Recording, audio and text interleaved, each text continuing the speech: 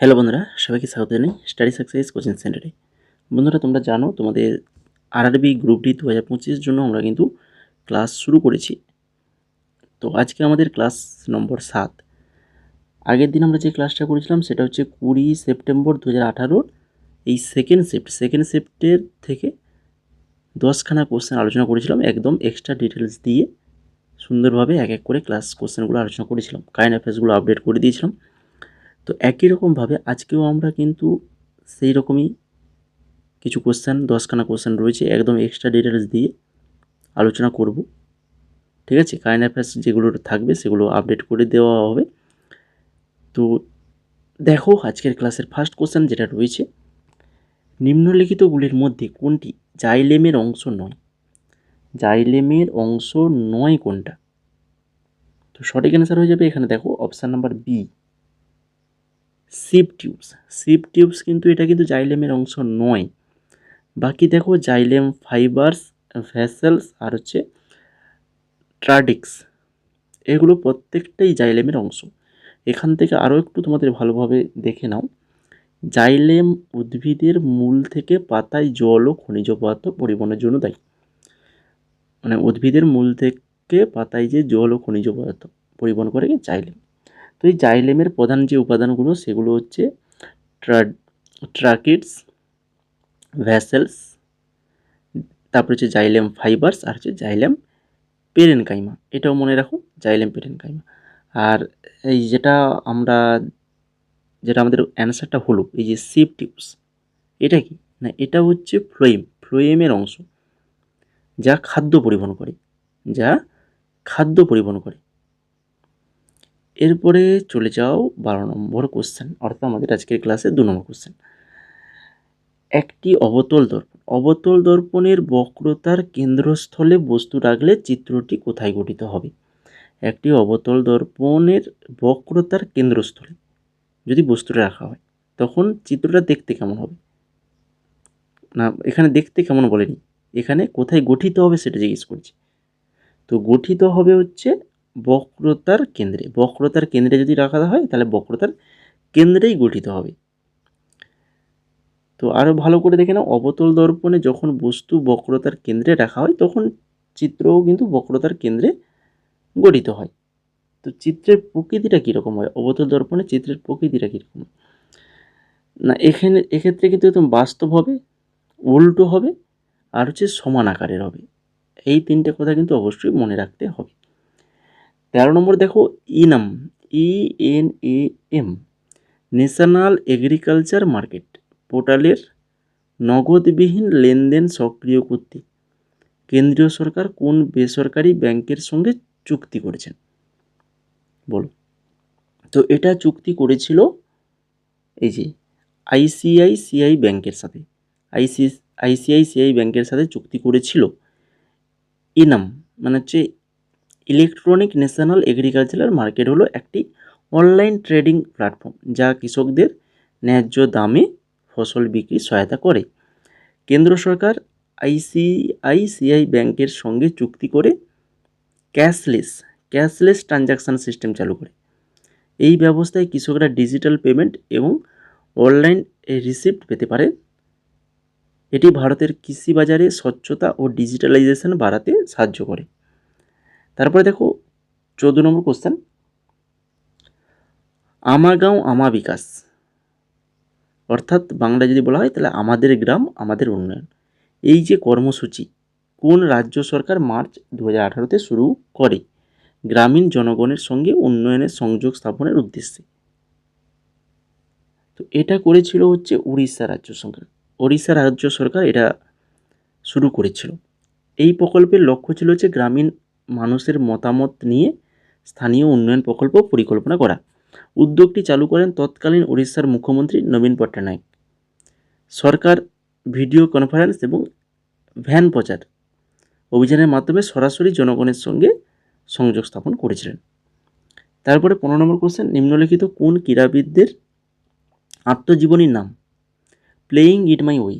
তো খুবই ইম্পর্টেন্ট একটি আত্মজীবনী, বিভিন্ন এক্সামে আসে, প্রত্যেকটা এক্সামে আসার মতোই কোশ্চেন এটা।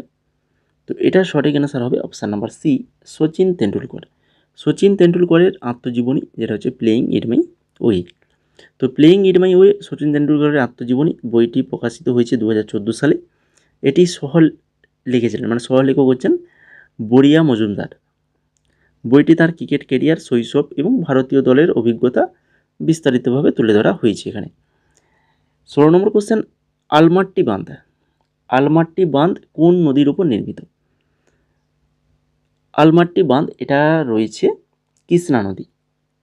কৃষ্ণা নদীর উপর রয়েছে। তো এই আলমাট্টি বাঁধ দক্ষিণ ভারতের কর্ণাটক রাজ্যে অবস্থিত। ভালো করে মনে রাখো, দক্ষিণ ভারতের কর্ণাটক রাজ্যে অবস্থিত। এটি কৃষ্ণা নদীর উপর নির্মিত আপার কৃষ্ণা প্রজেক্টের একটি অংশ। বাঁধটির উদ্দেশ্য হচ্ছে কি, বিদ্যুৎ উৎপাদন, সেচ এবং বন্যা নিয়ন্ত্রণ। এর নিকটবর্তী শহর যেটা রয়েছে সেটা হচ্ছে বিজাপুর, বাগলকোট জেলা রয়েছে। 17 নম্বর, নিম্নলিখিতর মধ্যে কে দ্বীন-ই ইলাহি ধর্ম প্রতিষ্ঠা করেছিলেন? দ্বীন-ই ইলাহি ধর্ম প্রতিষ্ঠা করেছিলেন কে? না, হচ্ছে আকবর। আকবর করেছিলেন দ্বীন-ই ইলাহি ধর্মের প্রতিষ্ঠাতা। দ্বীন-ই ইলাহি শব্দের অর্থ হচ্ছে ঈশ্বরের ধর্ম। দ্বীন-ই ইলাহি শব্দের অর্থ হচ্ছে কি, ঈশ্বরের ধর্ম। এটি প্রতিষ্ঠা করে মোগল সম্রাট আকবর 1582 সালে। উদ্দেশ্য ছিল হিন্দু, মুসলমান, খ্রিস্টান, জৈন, বৌদ্ধ প্রভৃতি ধর্মের মিলন ঘটিয়ে এক সর্বজনীন মানবতাবাদী ধর্ম গঠন করা, সকল ধর্মকে মিলিয়ে। এটি মূলত নৈতিক ও মানবতাবাদী মূল্যবোধ ভিত্তিক ছিল, কোনো নির্দিষ্ট ধর্মীয় আচার নয়। এই ধর্মের একমাত্র পরিচিত অনুযায়ী আবুল ফজল এই ধর্মের একমাত্র পরিচিতি অনুসারী ছিলেন কে? আবুল ফজল, আকবরের ঘনিষ্ঠ উপদেষ্টা। তারপর 18 নম্বর কোশ্চেন, একটি জেনারেটর ভোল্টেজ আউটপুট 220 ভোল্ট হলে এবং এটি 1100 ওয়াট ক্ষমতার মোটরের সঙ্গে যুক্ত থাকলে তাহলে জেনারেটর থেকে কত অ্যাম্পিয়ার প্রবাহিত হবে? এটা একটা ম্যাথ রয়েছে, সায়েন্সের ম্যাথ। গ্রুপ ডিতে এই ধরনের ম্যাথ তোমরা কিন্তু অবশ্যই দেখতে পাবে। ম্যাথগুলো খুবই সিম্পল, শুধুমাত্র সূত্রটা জানা থাকলে এখানে অ্যান্সারটা করে দেওয়া যায়। তো এখানে দেখো ভোল্ট, আউটপুটটা ভোল্ট দেওয়া আছে 220 ভোল্ট, আর হচ্ছে ক্ষমতাটা দেওয়া হচ্ছে 1100। আর আমাদের কী বার করতে হবে? কত অ্যাম্পিয়ার প্রবাহিত হবে জেনারেটর থেকে, এটা বার করতে হবে। তো সূত্র কোনটা প্রয়োগ করবো? সেটা হচ্ছে P = V × I। P = V × I, এই সূত্রটা আমরা প্রয়োগ করবো। তো P বলতে পাওয়ার, এখানে ওয়াট যেটা 1100 ওয়াটে দেওয়া আছে, আর ভোল্ট ভি হচ্ছে ভোল্ট যেটা ভোল্টে থাকবে 220 ভোল্ট, আর আমাদের আইটা বার করতে হবে, কারেন্ট যেটা অ্যাম্পিয়ারে বেরোবে। তো এখানে মানগুলো পুট করে দাও। P = V × I মানে কি, I সমান কী বার করবো? P/V। তাহলে এখান থেকে 1100/220, তাহলে 5 হয়ে যাবে, তাই কি না? 5 অ্যাম্পিয়ার হয়ে যাবে আমাদের সঠিক অ্যান্সার। এরপর 19 নম্বর, ঘর্ষণ দ্বারা সম্পূর্ণ কাজ হারিয়ে যায় না, বরং তা রূপান্তরিত হয়। ঘর্ষণ দ্বারা সম্পূর্ণ যে কাজটা, সেটা কি হারিয়ে যায়? হারিয়ে যায় না, সেটা কিসে একটা রূপান্তরিত হয়? কিসে রূপান্তরিত হয়? ঘর্ষণের ফলে তাপ উৎপন্ন হয়, তাপ শক্তিতে রূপান্তরিত হয়। যখন কোনো বস্তু পৃষ্ঠের উপর ঘর্ষণের মাধ্যমে চলে, ঘর্ষণ বল বস্তুটির গতিকে বাধা দেয় এবং যান্ত্রিক শক্তিকে তাপ শক্তিতে রূপান্তরিত করে। উদাহরণ হিসেবে যদি আমরা বলি, তাহলে এই যে ব্রেক প্রয়োগের করলে যে চাকার যে ঘর্ষণ, সেই ঘর্ষণ থেকে তাপ উৎপন্ন হয়, বা আমাদের দুটো হাত যদি ঘষাঘষি করি, তাহলে কী হয়? সেখান থেকে একটা উষ্ণতা অনুভব হয়। তো এটাই হচ্ছে ঘর্ষণজনিত তাপ। এগুলো 20 নম্বর কোশ্চেন, UPI 2.0। তো বলো, এটা 2018 সালে কে উদ্বোধন করেছিলেন? তো এটা উদ্বোধন করেছিলেন এনপিসিআই মানে কি? তার আগে দেখে নাও, UPI 2.0 চালু করা হয়েছিল 16 আগস্ট 2018 সালে। এটি চালু করে এনপিসিআই, অর্থাৎ national payments corporation of India. এতে নতুন ফিচার যুক্ত হয়েছিল। কী কী? না, একটা হচ্ছে overdraft account linking, invoice in the inbox, আর হচ্ছে সাইন ইনটেন্ট অ্যান্ড QR, আর ওয়ান টাইম ম্যান্ডেট। তো এইগুলো অ্যাড করা হয়েছিল নতুন। ইউপিআই হলো একটা রিয়েল টাইম পেমেন্ট সিস্টেম, যা IMPS প্রযুক্তির উপর ভিত্তি করে। আর ভারতীয় ডিজিটাল পেমেন্ট ব্যবস্থা এটি একটি বিপ্লবী পরিবর্তন এনেছে একদম, তাই কি না? বর্তমানে আমাদের এই ভারতের ইউপিআই বিভিন্ন দেশে ব্যবহার হচ্ছে কিন্তু। তো এই ছিল মোট আজকে 10খানা কোশ্চেন। প্রত্যেকটা কোশ্চেন দেখলে একদম বিস্তারিতভাবে আলোচনা করলাম যাতে তোমাদের সুবিধা হয়, তোমাদের মানে কোশ্চেনগুলো নিয়ে কোনো না ডাউট থাকে। তো এইভাবে কিন্তু আমরা ক্লাসগুলো করাই। আমাদের যে ক্লাসগুলো আগে হয়েছে, তোমরা যারা নতুন রয়েছো তো অবশ্যই আগের ক্লাসগুলো দেখবে, ঠিক আছে? আমরা যে ক্লাসগুলো করাই সেটা যে কোনো এক্সামের জন্য হোক না কেন, আমরা কিন্তু কোশ্চেনগুলো এইভাবে এক্সট্রা ডিটেলস দিয়ে ক্লাসগুলো করানোর চেষ্টা করি, ঠিক আছে? তো এটা তোমাদের কতটা ভালো লাগছে সেটা আমি জানি না, তো সেটা তোমরা লাইক এবং কমেন্টের মাধ্যমেই বললে সেটা আমরা জানতে পারবো। কিন্তু দেখো, তোমাদের এক্সামে যাতে সুবিধা হয়, তোমরা এই কোশ্চেনগুলো ভালোভাবে অ্যান্সার করে দিয়ে আসতে পারো, সেইটাই আমরা চেষ্টা করি, সেইভাবেই কিন্তু কোশ্চেন অ্যান্সারগুলো আলোচনা করার চেষ্টা করি, ঠিক আছে? তো যদি ভালো লেগে থাকে তাহলে লাইক, কমেন্ট, শেয়ার, এবং আর যদি নতুন থাকো তো অবশ্যই চ্যানেলটাকে সাবস্ক্রাইব করে আমাদের সাথে যুক্ত থাকো, এই ধরনের ক্লাস তোমরা পাবে। আর আরআরবি এনটিপিসি সিবিটি 1 2025 যেটা গ্র্যাজুয়েশন লেভেলের এক্সামটা হয়েছিল তার পিডিএফটা অ্যাভেলেবল রয়েছে। আর আন্ডার গ্র্যাজুয়েশন পিডিএফটা ওটা আমরা কাজ চলছে, ওটাও অ্যাভেলেবল হলে তখন তোমাদেরকে জানিয়ে দেবো।